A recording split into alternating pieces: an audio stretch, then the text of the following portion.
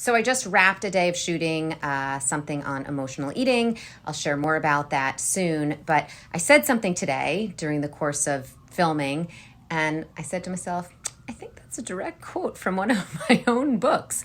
And so I had to go look up the exact quote, and it's pretty simple, but I like it. So this is from the O2 Diet, 2010. Oh my gosh, I've been doing this a long time.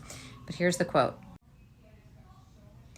My hope for you is that you'll develop a brand new philosophy of eating, one that is so much bigger than the struggle between you and that bag of potato chips. I know it sounds a little corny, but you will begin to realize that just as you are the author of your own life, you are also your own personal wellness coach. That means you are your body's best caretaker and guardian, not someone who wants to sabotage it with empty calories.